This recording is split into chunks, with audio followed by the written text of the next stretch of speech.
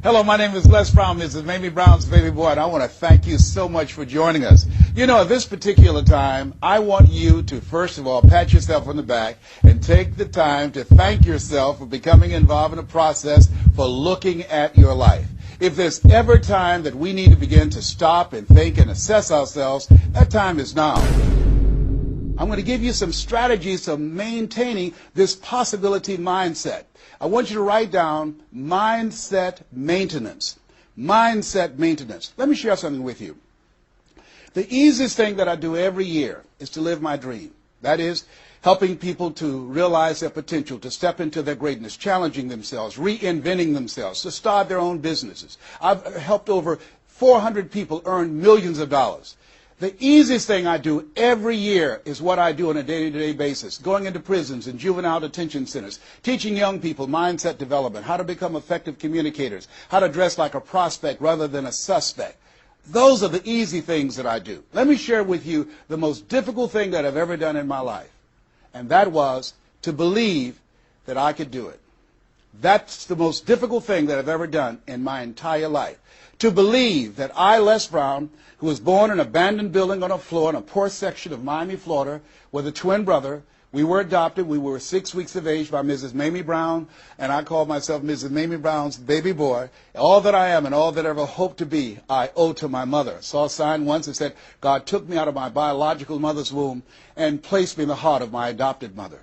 To believe that I, Les Brown, who was labeled educable mental retarded, put back from the 5th grade to the 4th grade, failed again when I was in the 8th grade, to believe that I had the ability to live the life that I'm now living. No one could have told anybody who knew me, including myself, looking in on us when Mrs. Mamie Brown was raising us in a poor section of Miami, Florida called Liberty City in Overtown, that I would be who I am right now. I didn't even know that. And I want you to think about your goals and dreams, and I want you to expand them. Why? Because it has been said that most people fail in life not because they aim too high and miss. No, most people fail in life because they're just like I was for 14 years. They aim too low and hit, and many never aim at all. Not at all. They just go through life surviving. Someone said that many people die at age 25 and don't get buried until they're 65. I was talking to a friend of mine named Rosia, and I said, Rosia, how you doing? And she said, let me tell you something. Life is a mess. I said, girl, what are you talking about? She said, my life is a mess. She said, you know what? She said, I just was sitting up here thinking, I haven't lived. I haven't lived. She said, I've been working hard all my life, paying bills and taking care of my children, and my children are gone, and I've just been thinking, I haven't done anything. She said, when I die, I don't want when people view my body, I don't want them to say, oh, she had a funny expression on her face. I said, what do you mean by that? I don't want to have an expression that I'm mad. Because if I died right now, I would be mad. I said, why? What are some of the things you'd like to do? She said, travel. I would love to travel. I'd like to see the pyramids. I've never been to Paris. I want to go to Paris. I've never been there. There are things that I want to see, things I want to do. She said, I want to make a difference in young girls' lives, teenage mothers. I was a teenage mother. I want to be able to make a difference in their lives and see the impact that I had on their lives. And she learned, she mentioned a variety of things. And I remember a story about a lady who went to the doctor and she was diagnosed with terminal cancer. And she came home and she was sitting at a table and she was drinking some coffee, and all of a sudden she just looked up and she said, I refuse to die an unlived life. I refuse to die an unlived life. And she decided that she was going to live. That up to that point, her life was for her family, for her children, for her husband, but she had left herself out of the equation. Have you ever done that? I remember at a period of my life I was going to work, and I was working on a job that I hated, and at the same time I was praying that I wouldn't get fired. I was praying that I wasn't laid off. I was miserable. Nobody was holding a gun to my head, but I showed up every day, and I used a flimsy excuse. Well, I got to pay the bills. I've got a car payment I have to pay. I have a family, I have children, I have a car note, and I have a mortgage note I have to pay. I've got to survive. I was showing up for a paycheck. Ladies and gentlemen, that's not living.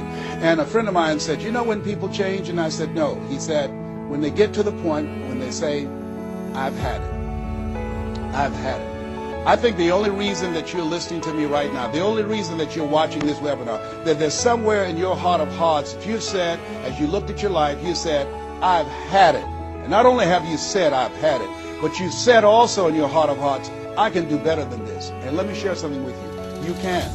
Because if anybody told me, and I'm going to share some things with you that I've done, not for the purpose to impress you, but to impress upon you what the possibilities are when you work on your mind and have mindset development. Because I've found that how people live their lives is a result of their state of mind. It has been said, you don't get in life what you want, you get in life what you are. So part of the process, number one, is expose yourself to positive messages. See, what I'm doing right now, I'm distracting the story that's going on in your head right now. How you live your life, how I live my life, how all of us live our lives is a result of the story we believe about ourselves. And most of us are born into stories. I was born into a story where we were poor, but we didn't know it. I didn't know we were poor until I got on a bus with my mother going to do domestic work on Miami Beach. And when we crossed the Venetian Causeway and I saw those big, beautiful hotels, and I was in the homes with my mother making up beds and cleaning, and we ate the food left over from the families that she cooked for. And we wore the hand-me-down clothes of the children that she kept. And I kept saying, Mama, what is it, boy? As we got ready to pack up to go back home and to Overtown and Liberty City and all the poverty and filth and the violence there, I said, why can't we stay here? Why can't we stay here? She said, Leslie, we can't. Why? Because we can. Why, Mama? Why can't we? She said, it's just the way it is. Now shut up. And I kept saying to myself, why is that the way that it is? And I guess I was okay for Wesley and Margaret Ann and Leonard and Angelo and Sharon and Linda, but it wasn't okay for me. I was curious. I wanted to live like Mr. Swiderski lived. I wanted the big car that he had. I wanted that big home that he had. We lived in a 2-bedroom apartment. It was 7 of us, plus Mama. He had a big mansion, just 3 of them, 10,000 square feet. I said, Mama, what is it, Leslie? One day, I want to buy you something just like this. My brothers and sisters, when we were on the bus going back, they were just engaged in playful things. I was thinking and dreaming. Mama didn't understand why I was thinking like that, because I'd been exposed to positive messages. I had to take care of Mr. Swiderski. I had to shine his shoes and clean his office. And every day when he was listening to motivational messages, I was hearing those things too. Earl Nightingale, we become what we think about. All of us are self-made, but only the successful will admit it. In order to be successful, you must be willing to do the things today others won't do in order to have the things tomorrow others won't have. Your mind is a machine. You must program yourself for success. Wow. When I heard those words, I said, wait a minute. I can program my mind for success. I can program my mind for wealth. You can too. Trust me. I've earned over $55 million in the last 28 years. Anybody told me that I would be doing what I'm doing right now? I spoke recently in Sweden. They paid me 40,000 euro for an hour speech. I had no idea that this Les Brown that you now see had the ability to do that. I used to work for the Miami Sanitation Department as a garbage collector. I used to be a janitor. I used to do door-to-door sales. I used to work for Sears in Miami on Biscayne Boulevard. I had no idea this Les Brown that you now see had the ability one day to give lectures at Harvard or Yale or Dartmouth University. I had no idea that this Les Brown existed. I don't tell you that to impress you, but to impress upon you. There is more in you. Simba, there's more in you than you have been expressing. All of us have seen Lion King, some great symbols in there. And I say to you, there's more in you right now than's represented in your bank account. There's more in you right now that's being reflected by your life right now. Your life is not a true reflection of your potential. You have greatness within you. You have the ability to do more than you can ever begin to imagine. There's a reason that my favorite book says, as a man thinketh, so is he. And as he continues to think, so he remains. In order for us to begin to break into that level of greatness that we have within ourselves, you have to make a conscious choice every day to expose your mind to positive messages. So I put myself on a regimen. I do this every day, and I suggest that you do it. Write this down. Number 1, listen to motivational messages every day.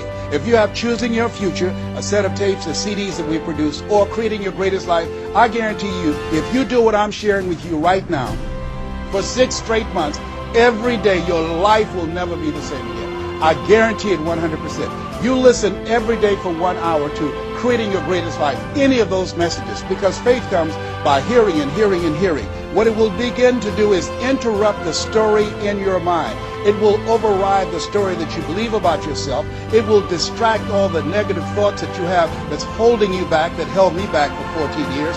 When I used to go see the #1 motivational speaker on the planet, Zig Ziglar and Tony Robbins, and my heart said, I can do that. I love to help people. I'm just like my mother. And then my mind would ask how. And I went from my heart to my mind. And my mind would say, Les Brown, you don't have a college education.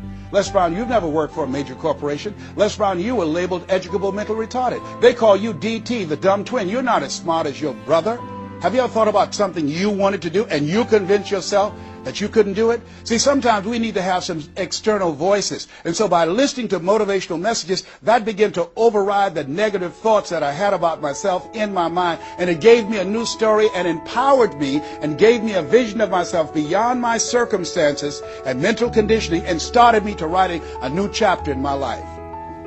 And so now, money will never be another issue for me.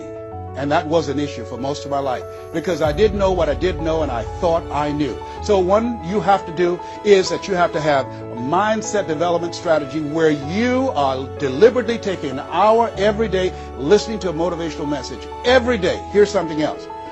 Read 10 to 15 pages of something positive every day. Why? And read it with conviction and stay focused. 10 to 15 pages every day. This is 7 days a week? Absolutely. Absolutely. Every day, McDonald's know that you know where they are.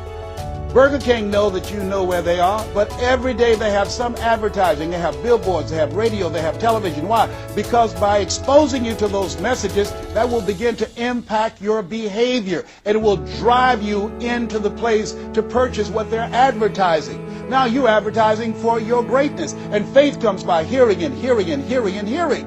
So you want to listen to positive messages every day. You do this, I'm telling you, your life will never be the same again. And read 10 to 15 pages of something positive every day. I read 2 to 3 books a week. Why? Because I have goals and dreams of things I want to achieve.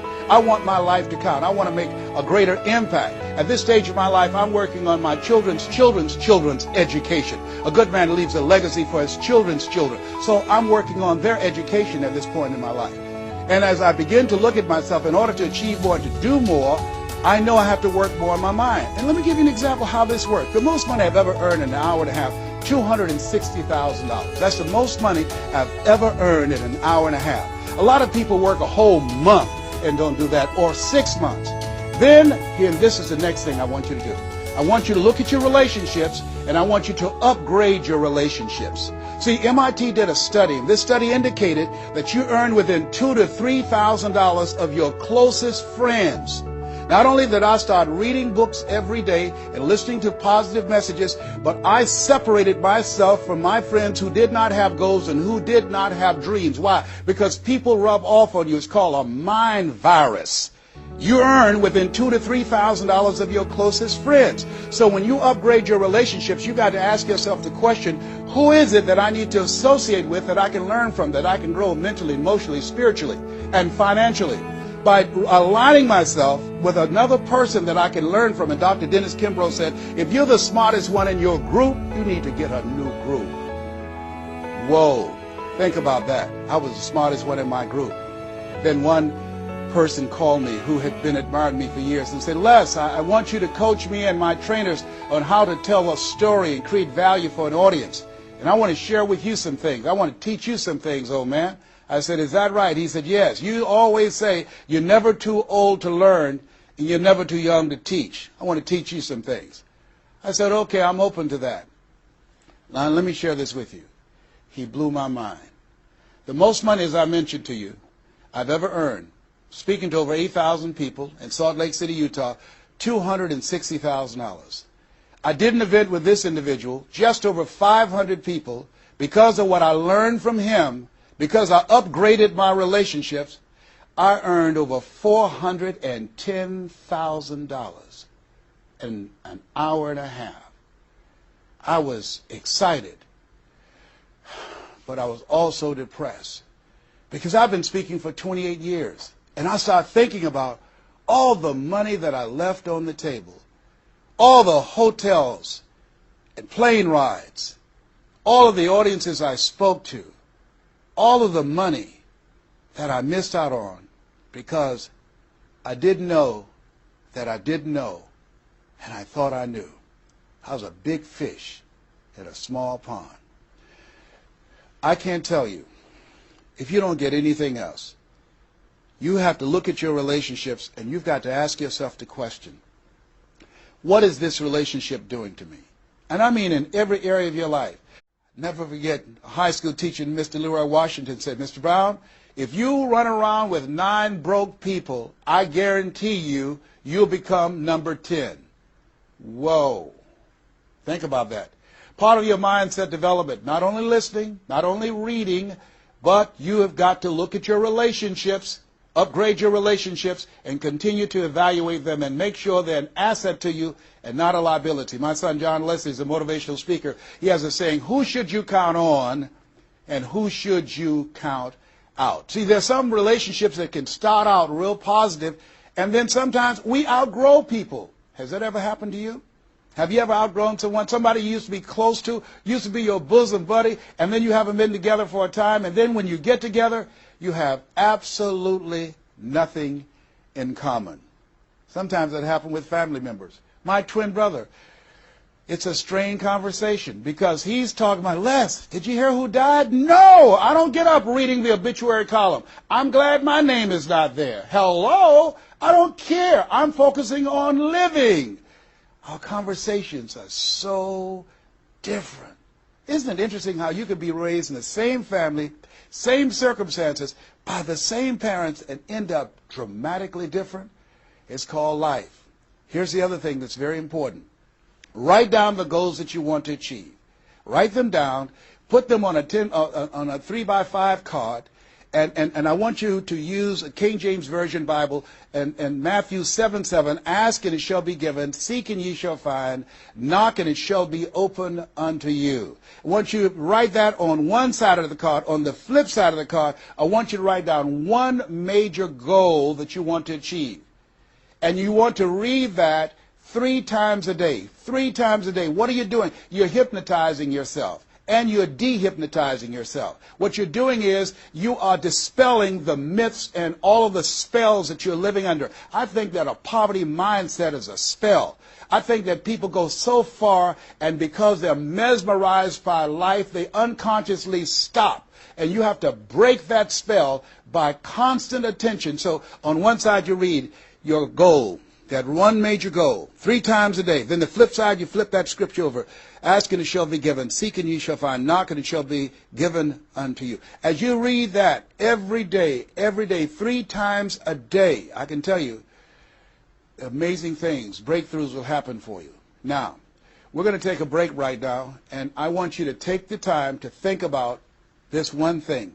What is it that you're going to do differently?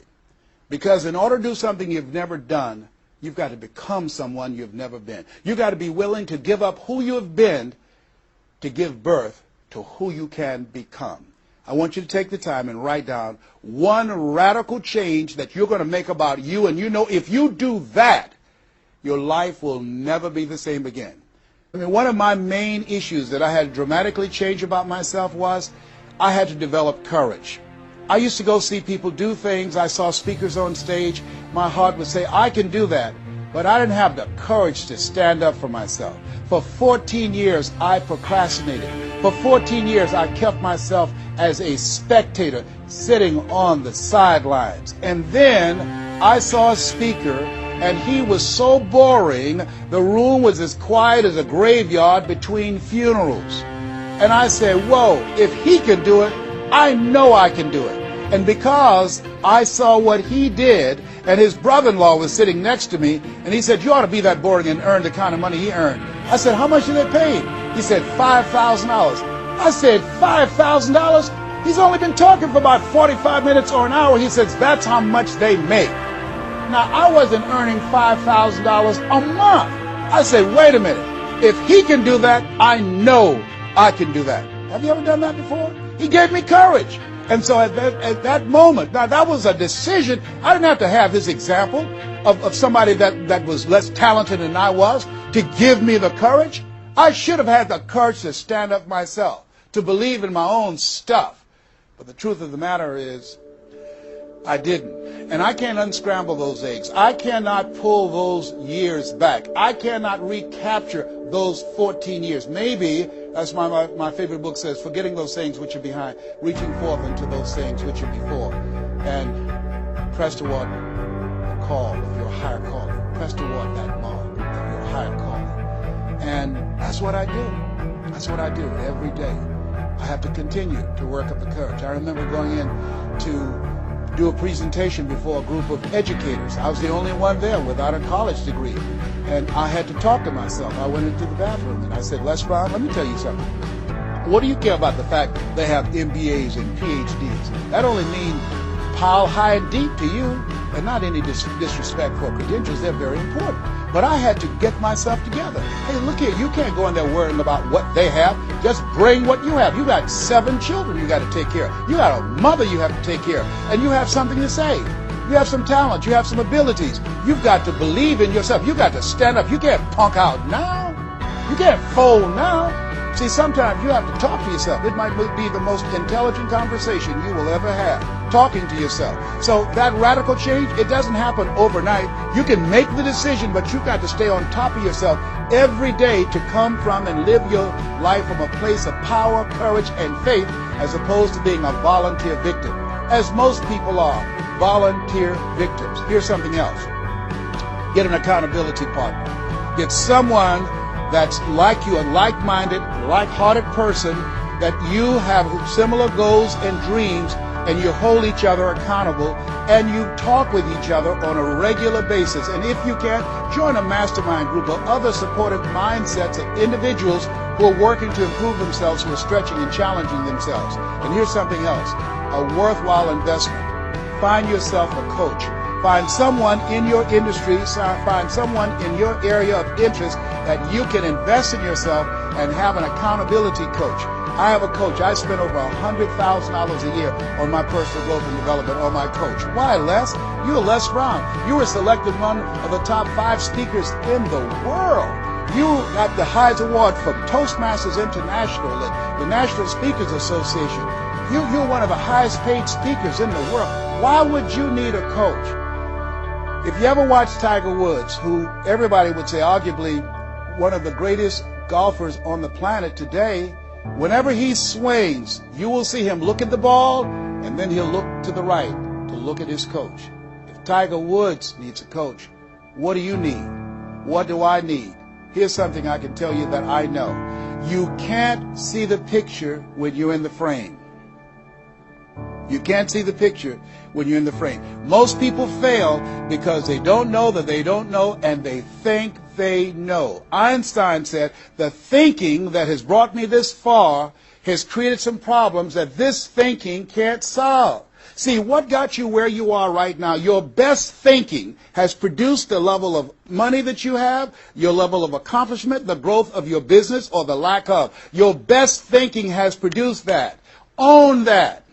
Face that and get some help. One of the things I teach, ask for help. Not because you're weak, but because you want to remain strong. And ask for help. And don't stop until you get it. And so take the time and find someone that can coach you. Find someone that will have the courage to tell you what you need to hear and not what you want to hear. And that's what I have. And Mike Williams, who's been my coach for the past 38 years, and I shudder to think what would have happened to me. I used to be a disc jockey, Les Brown, the man about town, LB, Triple P. There were none before me, there will be none after me. Therefore, that makes me the one and only. Young and single, love to mingle, certified, bona fide, doubly qualified to bring you satisfaction and a whole lot of action. I was bad, baby. Yes, I was. And this guy said, Les, you're more than a disc jockey. What are you talking about? Man, if you can entertain people and don't see them, if you can reach people, Les, through this microphone, and you can't see them, what can you do if you could see them? If you can entertain them, you can educate them. You can empower them.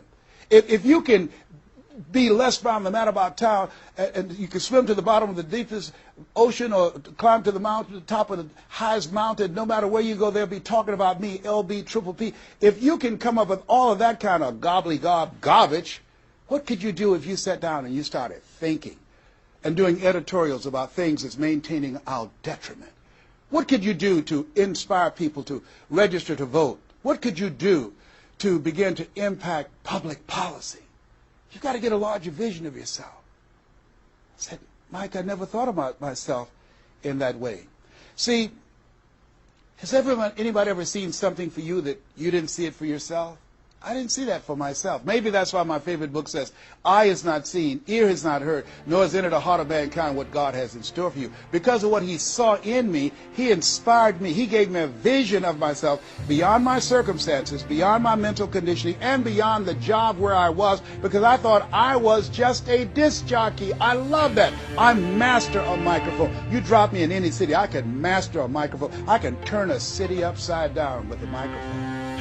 But I had more in me than I was expressing, and I did not know it. And because of this encouragement, I became a community activist. Because of this encouragement, I started doing a talk show called Voice of the People. Because of this encouragement, when I got out of radio, I ran for the Ohio legislature, and I was elected. And because of this encouragement, I passed 14 bills my first term. Because of this encouragement, I was elected 3 times and became the chairman of the Human Resource Committee. Because of this encouragement, I became a public speaker. Because of this encouragement, I became an author. Because of this encouragement, I did a show for King World called The Les Brown Show, and they paid me $5 million, $2 million not to speak. Because of this encouragement, I produced specials for PBS, public television. They said, you couldn't do that. You don't have a college education. It's educational television. Because of his encouragement, I did so many things I had absolutely no idea that I could do. I encourage you to live full and to die empty. There's more in you right now than just working on a job where they pay you just enough to keep you from quitting and you work just hard enough to keep from getting fired. And when you make the decision and identify that key area of your life that you need to make a radical change, things will begin to open up for you. Now, here's the other thing that's very important. Once you identify your goal, I want you to get, if possible, a visual picture of your goal. My major goal was to buy my mother a home. I got the picture of the home with a 12-foot swimming pool and a basketball court on a golf course. I bought that home for my mother. It cost just over $400,000, 10,000 square feet. I had a picture long before I had the money and the down payment to get it. My goal was to be known nationally and internationally as a speaker. I had that goal. I had a card that I had on one side, asking you shall be given, seeking you shall find, knocking you shall be opened. On the other side I had, I'm the world's #1 orator. I produced that result in my life. I had a goal of becoming a talk show host. I used to watch Phil Donahue, and I put my picture on the screen of the television as I listened to the program. I visualized myself there, and I was called by King World Production, and I had my own talk show. Well, it was the highest rated, fastest canceled talk show in the history of television. Well, at least I had one. It's called life. Now, here's something else. You will fail your way to success. Trust me on that. You can have a lot of failures, a lot of disappointments, but you will fail your way to success. Goethe says, that which does not kill you will make you stronger. See, 85% of people allow their fear of failure to outweigh their desire to succeed. That's why you have to be of good courage. You have to have courage. When life knocks you down, I have a saying, try and land on your back, because if you can look up, you can get up. So once you look at and decide the goal that you want to put some things, put a treasure board or a goal board and have pictures of the goal that you want to achieve so you can see it every day when you get up in the morning and the last thing at night. You're programming your subconscious mind where 9 out of 10 decisions that you make comes from there. Here's something else. Not only do you want a physical picture that you can see every day to remind you to keep you on course, but the other thing that's very important in achieving your goals, writing your goals down in detail and having 7 action steps that you take every day. Now, Robert Schuller said, by the yard it's hard, but inch by inch, anything is a cinch. You want to think about what are the things I need to do every day. Break it down into increments. You have your 30-day goals, and you have your 3-month goals, and your 6-month goals, and your 1-year goals, all right? You want to break it down in increments. What do you need to do starting today? Don't squander any time. There goes a second. There goes another second. There goes another second, and all the power in the world can't bring it back. So what are 7 things that you can do starting today? And then once you do those 7 things, then you work on all the other stuff. But what are the 7 most important steps that you can take that can move you in the direction of your goal? And when I decided to become a speaker, I started memorizing quotes every day. That was one of the goals I had, to memorize quotes. I have probably over 400 to 500 quotes and statistics in my head in all kind of areas. I've spoken at the National Convention for real estate conventions, RE/MAX. I've spoken for doctors and lawyers. I trained over 5,000 doctors last year, teaching doctors how to communicate with their patients to increase their taking of their hypertension medication, to increase their compliance from 30%. I was paid $640,000 in 1 month, Monday through Thursday, 30 minutes a day. A lot of people work a whole year and don't do that. I don't tell you that to impress you, but to impress upon you. You've got greatness in you. You can do more than you can ever begin to imagine. I had no idea this Les Brown you see existed. I had no idea. And the reason that you're watching me now is because you know in your heart of hearts that you can do what I've done and even more. And so as you begin to think about that, think about writing your goals down, listening to motivational messages, changing your relationships, upgrading your relationships, thinking about 7 things you need to do every day, some radical change you need to make in you. There's an old African proverb that says, if there's no enemy within, the enemy outside can do us no harm. Here's something else that's very, very important.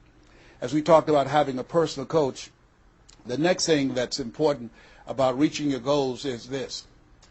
What is it as you look in your past that's affecting you right now? I saw a movie called Magnolia, a powerful line in that movie.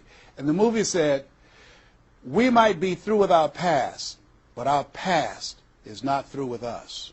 Whoa. Let me share something with you I realize about myself. The reason that I procrastinated for 14 years was because when I was in the 5th grade and Mrs. Mary Ford Williams said to Mrs. Crompton, he doesn't belong here. He is slow. He's not like his brother. And they put me back from the 5th grade to the 4th grade. That affected me. I didn't even realize it. They say sticks and stones will break your bones, but words will never hurt you. Yes, they will. But they can also free you up. Because I'll never forget when I met Mr. Washington. It was my junior year in high school. I've been in special education from the 4th grade all the way up to my junior year in high school. My twin brother always made the honor roll. And he said, young man, work this problem out for me. He was a new instructor. I said, sir, I can't do that. He said, why not? I said, I'm not one of your students. He said, look at me. Yes, sir. Work the problem out anyhow. I can't do what you asked me to do, sir. Why? Sir, because I'm educable, mentally retarded. And the students erupted in laughter. They said, hey, he's DT. He said, what's that? He's the dumb twin. He's not Wesley. That's Leslie. And he came from behind his desk and he said, don't ever say that again. Someone's opinion of you does not have to become your reality. That was a jarring statement. On one hand, I was humiliated, but on the other hand, I was liberated because he looked at me with the eyes of Goethe who said, look at a man the way that he is, he only becomes worse. But look at him as if he were what he could be, then he becomes what he should be. And here's what I learned from that experience. I want you to visualize yourself already there. Whatever goal, whatever dream that you have, see the picture complete. See yourself there. Why? We have something at the base of our brains called the reticular activating system. See, you have genius within you, and to prove it, let me give you an example. The other night, I said, I've got to get up tomorrow morning at 7 o'clock. I was at a hotel. I called downstairs and told them to call me at 7 o'clock. The hotel neglected to do it, but I woke up at 7 o'clock on the nose. Have you ever done that before? How did you know when to get up? Hey, that subconscious mind. Everything we need, the answers are already there. Have you ever seen somebody and said, you know what, I remember your face, but I don't exactly know where. And then later on you say, hey, I know where I saw you, and it came. What happened? The conscious mind sent that thought to the subconscious mind, and it pulled that information up and gave it to you. Now, when you begin to hold the vision of what it is you want to achieve, you stimulate what is called the reticular activating system. It's a network like group of cells at the base of your brain. Let me share with you how it works. Have you ever purchased a car? No one goes to buy a car that has the same color that everyone else has. Has that ever happened to you before? But then once you buy the car and you drive it off the lot, You start seeing it everywhere. Say, hey, where did this come from? Let me tell you what happened. You made an investment. And because you made an investment, that piqued your awareness, that stimulated your reticular activating system. Another case in point. I was at a party with a friend of mine, and we were dancing, and music was blasting, and she said, wait a minute, my son is crying, he's at the door. I said, your son's not at the door, because even if he were, you wouldn't be able to hear him. And she stopped, went to the door, opened the door, and there her 4-year-old son was at the door. How did she hear it and I didn't hear it and the other people dancing? It wasn't our child. It was her child. Her reticular activating system picked up his whimpering sound. And I'm saying to you that you have that in you. When you focus on your goals and dreams and you visualize it complete, it will stimulate the reticular activating system and it will lead you there following all the other things that we suggested. Now, not only is it possible you can live your dream, it's necessary that you change relationships, that you get a coach, that you meet with other like-minded people that will hold you accountable, that you write your goals down, that you have 7 steps that you do every day on your goals to monitor to see where you are. But you've got to take full responsibility. If everything works out for you, fine. If you have the money, fine. If you can get the help and support of friends and family members and your spouse, great. But if you don't, all of those things are minor things. The major key to your reaching your goals is you. Nobody's going to work on your dream harder than you. Trust me on that one. You've got to take responsibility to make it happen. If it happens when you come out the gate, fine. But if you fail, so what? Come back again and again and again and again. If it's something that you love, if it's your passion, until you do it. George Bernard Shaw said, the people that make it in this life, they look around for the circumstances that they want, and if they can't find them, they create them. Here's something else. It's hard. When I bought the first home for my mother, and I didn't do a title search, and a guy sued me, and I had to move out from the big, beautiful home I bought her to a roach-infested home I moved her out of, and the neighbors came out and said, "Mamie, y'all back?" "Yes, what happened?" "My boy lost a house. He didn't do a title search." And we had to get out. They foreclosed on the house. He didn't have the $50,000 to pay the guy who put a lien on the property. It was devastating. But let me tell you something. It was worth it because I came back. 90 days later, I got a bigger and better house. 90 days later, I stayed focused on the goal. And that's the thing that you want to do. Stay focused on your goal. Keep the main thing the main thing. You're going to have distractions. That's a part of the process. It's not there to stop you. It's only there to challenge you. You want to grow through it. You know, I think it was Robert Schuller who said, tough times never last, but tough people do. Keep the main thing the main thing. You're going through hell? Don't stop. Keep moving. Keep on moving. Don't stop to talk about it. Keep moving. That's the name of the game. Keep on swinging. One of my favorite movies is Cool Hand Luke and Paul Newman. I don't know if you've ever seen the movie, but there's a scene where Cool Hand Luke is fighting a guy, big dude, just kept knocking him down. Bam! That kept on knocking him down. Cool Hand would get up, he'd knock him down. Bam! And pretty soon the guys would feel inside and say, "Stay down, Cool Hand, stay down." Cool Hand Luke would get back up again. Guy would knock him down. Bam! The guy would say, "Stay down, man, stay down." Cool Hand would get back up again. The guy would knock him down. Bam! And after a while, the guy got tired of knocking Cool Hand down. And Cool Hand stood up. Everybody had walked away, and he was still swinging in the wind. Swinging. Nobody was there but him. That's who I am. Cool Hand Luke. That's who you want to be. Cool Hand Luke. You keep on swinging, and the universe will yield to you. It will dispatch angels to come rescue you and say, "Back off. Give him what he wants. Give her what she wants. Let's go find a wimp today." That's the way life is. It's hard, but it's worth it. What will make it worth it for you? Nietzsche said, if you know the why for living, you can endure almost anyhow. I want you to take the time and write down 12 reasons on why you won't fail. Because when the tough times come, and they're going to come, when life hits you on the blind side, and that's going to happen, your children start going crazy, or someone you thought you'd be married to for the rest of your life, like I went through, and they decide they want a divorce, called life. What is it that can keep you going? Your reasons will be your rod and staff to comfort you, to take you through that process.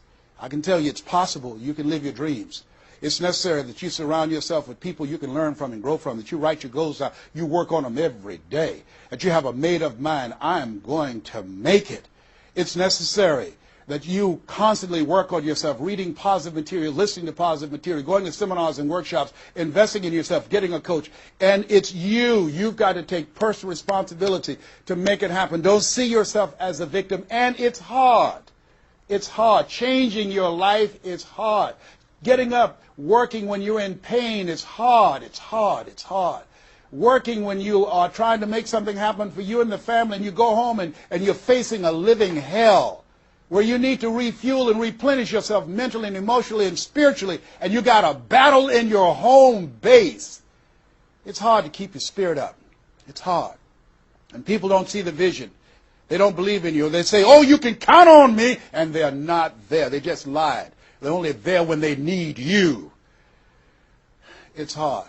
I can tell you, it's worth it. The sacrifice that you have to make, I can tell you from my experience, it's worth it. So take the time to write down, what are those 12 reasons of why you won't give up?